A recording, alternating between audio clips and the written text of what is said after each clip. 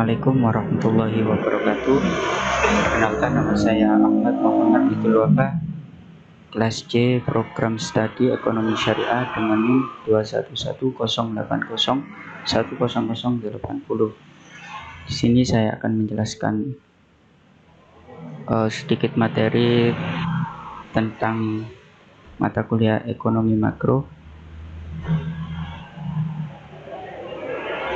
Pertama, saya akan menjelaskan tentang ruang lingkup ekonomi makro. Penerapan kebijakan ekonomi makro memiliki 3 ruang lingkup utama. Yang pertama yaitu penentuan tingkat kegiatan perekonomian negara. Kemampuan suatu negara dalam memproduksi barang dan jasa dijelaskan dalam ekonomi makro. Dengan demikian, ruang lingkup ini pun memiliki sejumlah pos pengeluaran, yaitu pengeluaran perusahaan atau investasi, pengeluaran pemerintah, ekspor dan impor, pengeluaran rumah tangga untuk konsumsi. Yang kedua, kebijakan pemerintah. Persoalan inflasi dan pengangguran memang tak terlepas dari perekonomian suatu negara. Pemerintah pun telah melakukan berbagai upaya untuk menanggulanginya, baik melalui instrumen kebijakan fiskal maupun moneter. Yang ketiga, pengeluaran agregat. Pengeluaran agregat berarti pengeluaran yang menyeluruh. Jika pengeluaran ini tidak dapat mencapai tingkat ideal, akibatnya adalah terjadinya masalah pada perekonomian, terwujudnya kesempatan kerja mampu mengawasi laju inflasi. Karena itu, idealnya pengeluaran agregat mampu berada pada tingkat yang dibutuhkan.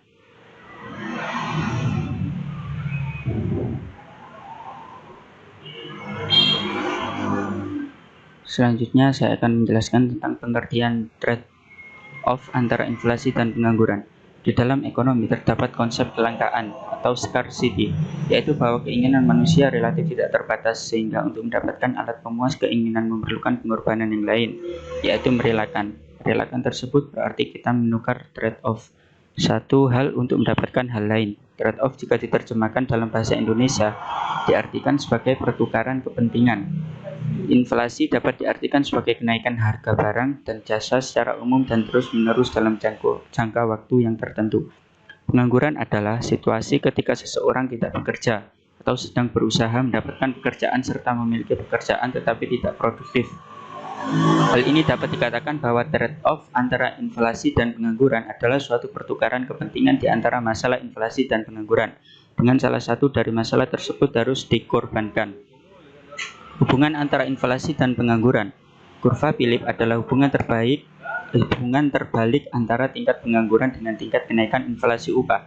Kurva Philip memberikan gambaran mengenai kausalitas proses inflasi.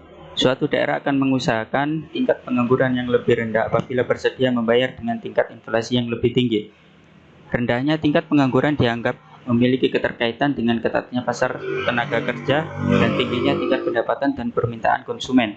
Terjadinya trade-off antara inflasi dan pengangguran, maka para pengambil kebijakan dihadapkan pada dua pilihan. Apakah harus menerima inflasi meningkat dengan pengangguran menurun atau dengan menerima inflasi menurun dengan pengangguran meningkat.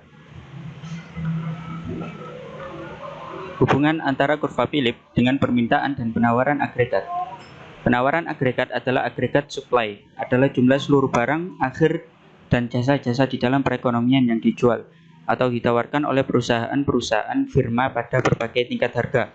Dengan perkataan lain, dapat dikatakan bahwa penawaran agregat itu pada dasarnya merupakan nilai total dari seluruh barang akhir dan jasa yang dihasilkan di dalam perekonomian. Permintaan agregatif adalah seluruh permintaan terhadap barang dan jasa yang terjadi dalam suatu perekonomian, baik yang berasal dari dalam negeri maupun yang berasal dari luar negeri.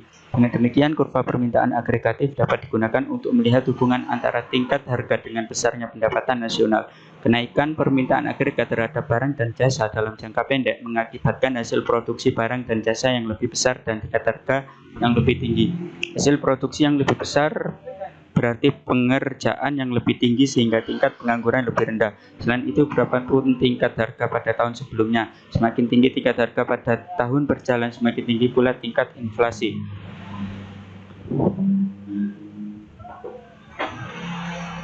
Pergeseran kurva Philip. Pergeseran kurva Philip dijelaskan melalui beberapa tahapan periode sebagai berikut.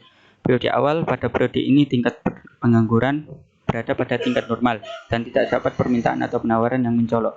Periode kedua, peningkatan yang cepat pada output selama ekspansi ekonomi menurunkan tingkat pengangguran. Periode ketiga, dengan naiknya inflasi, maka perusahaan dan pekerja akan mengharapkan inflasi yang tinggi. Periode akhir, dengan melambatnya perekonomian, kontraksi pada kegiatan ekonomi membawa output kembali ke potensinya semula. Menderivasi kurva Philip dari kurva penawaran agregat. Tingkat inflasi tergantung 3 kekuatan menurut kurva Philip dalam bentuk modernnya. Yang pertama, inflasi yang diharapkan mengukur berapa besar orang-orang mengharapkan keseluruhan tingkat harga mengalami perubahan. Yang kedua, deviasi pengangguran tingkat alamiah atau pengangguran siklis. Yang ketiga, guncangan penawaran.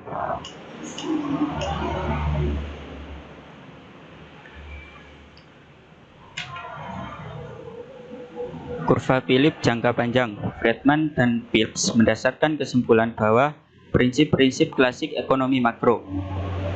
Dalam teori klasik itu menunjukkan bahwa pertumbuhan penawaran uang menjadi faktor penentu utama inflasi. Namun teori klasik juga yang menyatakan bahwa pertumbuhan moneter tidak memiliki dampak yang nyata. Tapi pertumbuhan ini hanya sekedar mengubah sebuah harga yang menghasilkan nominal secara proporsional. Secara khusus, pertumbuhan moneter tidak mengaruhi faktor-faktor yang menentukan tingkat pengangguran dalam suatu perekonomian. Kesimpulannya adalah kurva penawaran agregat jangka panjang vertikal dan kurva Philip jangka panjang vertikal. Keduanya sama-sama membawa arti bahwa kebijakan moneter mempengaruhi variabel nominal, tingkat harga dan tingkat inflasi, tetapi tidak mempengaruhi variabel real, hasil produksi dan pengangguran. Apapun kebijakan moneter yang diterapkan oleh bank sentral, tingkat produksi dan pengangguran pada jangka panjang berada pada tingkat alamiah. Kurva Philip jangka pendek. Friedman dan Phillips memperkenalkan sebuah variabel baru ke dalam analisisnya, inflasi yang diharapkan. Tingkat harga yang diharapkan mempengaruhi upah dan harga yang ditetapkan oleh orang-orang dan persepsi harga relatif yang mereka bentuk. Akibatnya, inflasi yang diharapkan adalah satu faktor yang menentukan posisi kurva agregat jangka pendek. Pada jangka pendek, bank sentral dapat menerima inflasi yang diharapkan dan karenanya kurva penawaran agregat jangka pendek. Sebagaimana yang telah ditentukan, jika jumlah uang yang beredar berubah, kurva permintaan agregat bergeser dan perekonomian bergerak di sepanjang kurva penawaran agregat jangka pendek yang ada. Analisis Friedman dan Phillips dirangkum dalam persamaan berikut. Tingkat pengangguran sama dengan tingkat pengangguran alamiah, atau inflasi aktual sama dengan inflasi harapan. Persamaan di atas menghubungkan tingkat pengangguran dengan tingkat pengangguran alamiah, inflasi aktual dan inflasi yang diharapkan. Peranan guncangan pada penawaran. Guncangan penawaran adalah peristiwa secara langsung mempengaruhi biaya produksi suatu perusahaan sehingga mempengaruhi harga yang didapatkan perusahaan tersebut. Biaya-biaya untuk menurunkan inflasi. Yang pertama, rasio pengorbanan. Rasio pengorbanan adalah presentasi yang mengacu pada hasil produksi tahunan yang hilang selama proses penurunan inflasi sebesar 1 poin persentase. Jika inflasi adalah 10% per tahun, untuk mencapai inflasi sedang 4% per tahun. Artinya inflasi harus dikurangi 6%. Yang kedua, harapan yang rasional. Bank-bank sentral merenungkan betapa besarnya biaya untuk mengurangi inflasi. Sekelompok profesor ekonomi ingin memimpin sebuah revolusi intelektual yang akan menantang kebijakan. Revolusi mereka didasarkan pada sebuah pendekatan baru pada teori dan kebijakan ekonomi yang disebut harapan yang rasional. Dalam teori ini, orang-orang secara optimal menggunakan semua informasi tentang kebijakan pemerintah ketika memperkirakan masa depan. Yang ketiga, disinflasi Volcker. Disinflasi Volcker adalah sebuah kebijakan yang dibuat oleh Paul Volcker selaku pemimpin dari The Fed untuk menurunkan tingkat inflasi.